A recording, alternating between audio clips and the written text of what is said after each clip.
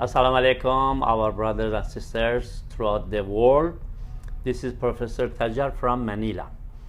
If you remember, we had a series of True Islam versus Wahhabism and those mischievous groups which are destroying the name of Islam, like Daesh and Salafis and all.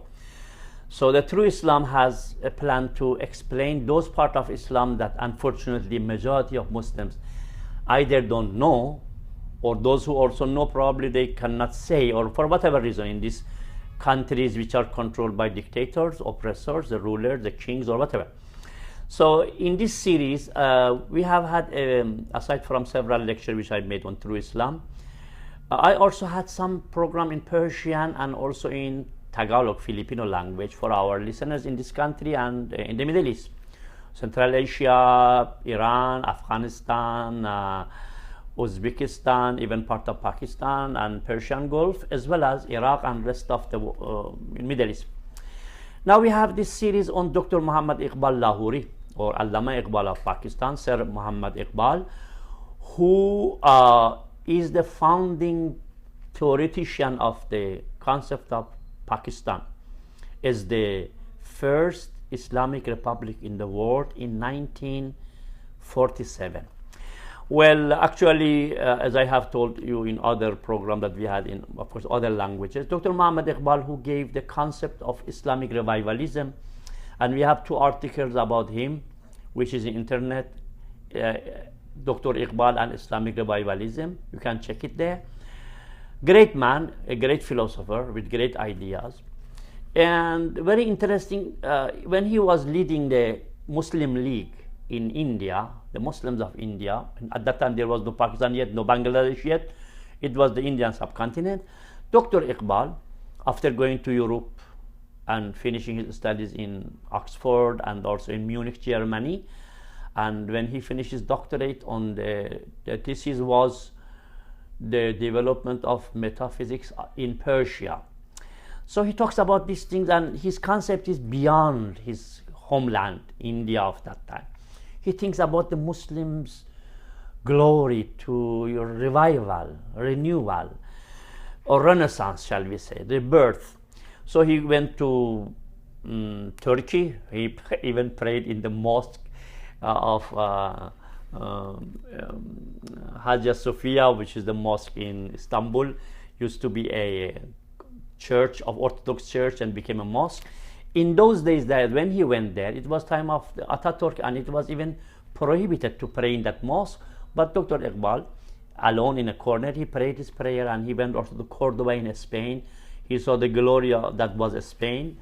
He prayed there.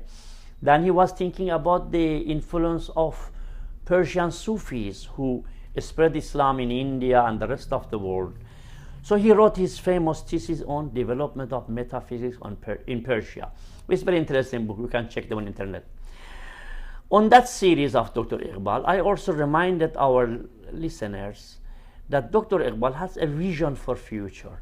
Some of those things may not be very familiar for most of our listeners. I would like to share a series on Dr. Iqbal to honor such a great man who established the first Islamic Republic in the world in 1947. But unfortunately, around 9 years before Pakistan was born in 1947, Dr. Iqbal passed away. But his ideas lived, and they are leading us today. Some of them are Persian poetry that he has, an Indian with a beautiful Persian poetry, also Urdu poetry. Some of them I have shared in my other tapes and other recordings. But here, tonight, I am going to talk something about Dr. Iqbal's very special relationship with Ahlul Bayt, meaning the family of the Holy Prophet, peace be upon him. Those of you who are familiar, Ahlul Bayt means the people of the house, meaning the household of the Holy Prophet Muhammad, which according to Bukhari, and unfortunately many people misunderstood, but according to Prophet Muhammad, includes the Panjtan, the 5 holy members of the family of the Prophet, meaning Prophet Muhammad himself, Imam Ali, Fatima Zahra, Imam Hassan, Imam Hussein, which according to Bukhari, Prophet gathered them in under his kasa or kasok, and he says, Allahumma ha'ulai ahlu bayti. He wants to tell all Muslims, these are my family.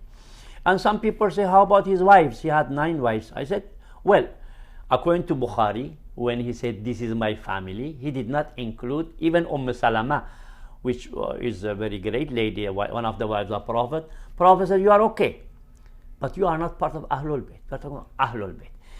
And to remember from Quran about Ahlul Bayt, if you remember in Surah Ma'idah, when Prophet is ordered by Allah to make mubahala, meaning the final, after debating with the Christians of Najran in Yemen, and they did not want to accept the truth, Allah says, Muhammad, Bismillah ar-Rahman ar-Rahim, وَمَنْ هَاجَّكَ مِنْ بَعْدِ ذَلِكَ فَقُلْ تَعَالُوا نَدْعُوا أبناءنا وأبناءكم ونساءنا ونساءكم وأنفسنا وأنفسكم ثم نبتهل فنجعل الله لعنة الله على الكاذبين.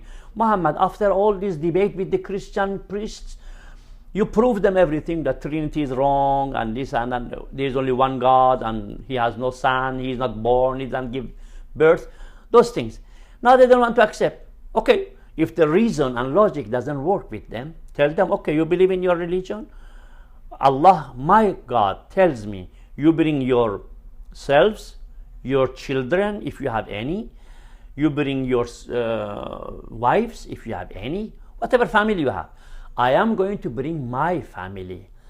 Abna'ana wa abna'akum, our children and your children. Nisa'ana wa nisa'akum, our women and your women, if you have any. Wa anfusana wa anfusakum, ourselves and yourselves. Then what shall we do? Allah says, then you will ask Allah's curse on the liars. This is mubahala. You can check it in Surah Ma'idah in Quran. It's not even hadith to discuss about. Every Muslim knows this mubahala. So when the next day time came for mubahala, the people were waiting. Who are these people whom Prophet is going to bring? They saw that Prophet is coming in front. Behind him is Fatima Zahra. Behind her is Imam Ali. On the right side is Imam Hassan. On the left side is Imam Hussein. 5 members of the Ahlul Bayt. Prophet had 9 other wives, but he did not include any one of them. That shows that this ayah is talking about Ahlul Bayt. And Bukhari also says Prophet gathered these 5 only. So this is a different story. It is not just a relationship of marrying a woman or divorcing a woman, then everything is finished. One more point. Some of our people, unfortunately, who don't understand, they include the other women as Ahlul Bayt, which is, according to Bukhari, is not correct. In Hadith, not correct. But if that were the case, then why is Quran saying Ahlul Bayt wa yutahhirakum tathira? Allah has purified you. Yet about the women of Prophet, he says, Ya nisa an-nabi, man ya'ti minkunna bifahishatin mubayyanatan fayudha'af lahu al-'adhabu dhi'fayn. O wives of the Prophet, any one of you misbehaves, Allah will double her punishment. So if they are purified, then there is no way for them to be misbehaving. So you can see the difference there. That's another story we will discuss in the future. But what I am more interested now is about this Dr. Iqbal's concept of Ahlul Bayt. In one of his poems, first about Imam Ali, he has a special poem about Imam Ali that he never mentions any other person, unlike his own people, the majority who believe that the others are also equal to Ali. But he says no. In his Persian poem, in one of his diwan, he says, Muslim awwal shah mardan Ali, ishq ra sarmaye iman Ali, az velay dudmanash zinda am, dar jahan misl guhar tabande am. This is a beautiful Persian poem by an Indian poet. Unbelievable. It's a great poem. He says the first believer is Imam Ali, because it was Ali at the age of 7 or 14, depending on different stories. When Prophet declared his prophethood, the first person to stand among the family, because it was supposed to be وَأَنذِرْ أَشِيرَتَكَ الْأَقْرَبِينَ. Muhammad, your first call should be among your relatives. No Sahaba yet, no outsider yet. It's only family. And it was Ali who stood up, a young man, a young boy, who was also being trained by the Prophet under his tutelage. So he says, Ya Rasul, I am going to believe in you, I believe. And for 3 times, Prophet repeated, nobody answered, it was Ali. So Dr. Iqbal says, the first believer is Ali. I live because of the love of his family, and therefore forever I shall shine in history. That's Iqbal's poem. Now what is interesting here is that when Imam Ali declared as a first, Dr. Iqbal considers Ali the first believer, because majority of Muslims, they consider Abu Bakr to be the first one among the men, and Ali is a boy. But well, in Islam we don't have boy or old man, because we remember about Isa alayhi salam when he was a baby. He says, Inni Abdullah. About Yahya, wa ataynahu al-hukma sabiyya, we gave him authority when he was a boy. About Musa, when he was born, everybody knew, I mean his family of course, his mother knew he's a prophet. So prophets are born. Imams who we believe that are authorized to replace the prophet after him, they are not your ordinary guy from the street. No. They are people who have the purity of Ahlul Bayt. Quran says, وَيُطَهِّرَكُمْ تَطْهِيرًا. Oh Ahlul Bayt, Allah wants to purify you. If Allah purifies somebody, then they are special.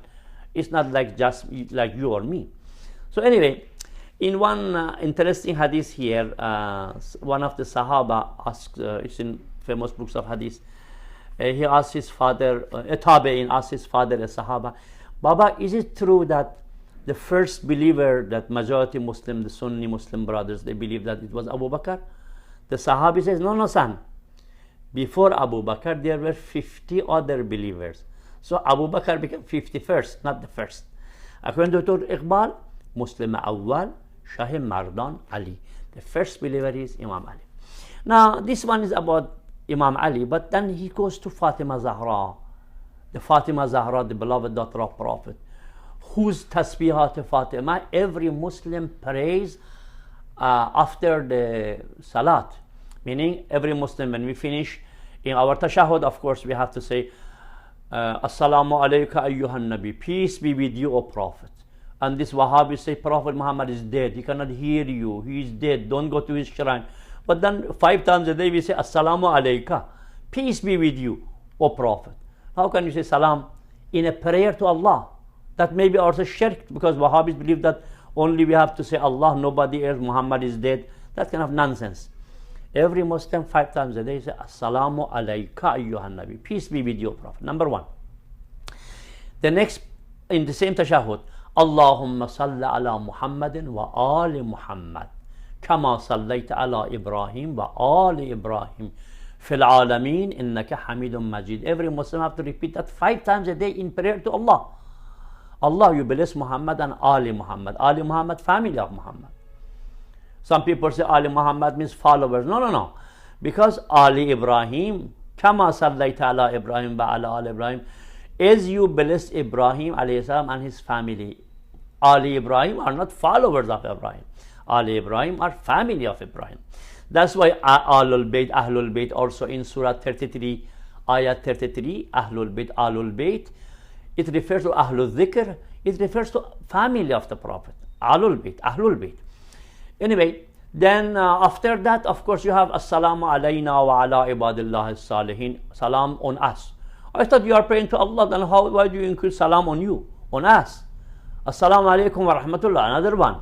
Then after all of this is finished, then we go to Tasbihat Fatima, which is, of course, you remember, Tasbihat Fatima, 100 zikr of Allah, but the name is Tasbihat Fatima, because this was one of the ibadat that Muslims perform. The name is Fatima, not any other woman or any other person. There must be a reason there. And Prophet Muhammad, peace be upon him, when Fatima Zahra asked for a gift from the Prophet, the story is very long. The Prophet said, I am not a king or a ruler to have money or something like that to give it to you. Of course, Prophet could have had, no doubt. But he says, no. My mission is spiritual. So Fatima, I will give you something that is bigger than any other gift that anybody gave to anyone. And that's Tasbiyat Fatima. And all Muslims around the world, they do Tasbiyat Fatima. So Tasbiyat Fatima becomes ibadah of all Muslims. Again, you may say the Wahhabis is shirk. How could that be shirk if Prophet told us to do tasbihat Fatima? What do you mean by shirk? These are people of Allah. They are servants of Allah. They are family of Allah. So therefore, Iqbal in his poetry, which we'll discuss in the future again, about Fatima Zahra, he says, I would go to the shrine of Fatima and I would pray there and make even like the way that angels of Allah had to even make sajda to Adam. I will go there and I appreciate this lady. The story is very long. We will join one of these days, next meeting, inshallah. I will explain more. Please share with your friends and also subscribe to our series about Dr. Muhammad Iqbal of Pakistan and Ahlul Bayt of the Holy Prophet. Thank you, and may Allah bless all of you. Khuda Hafiz.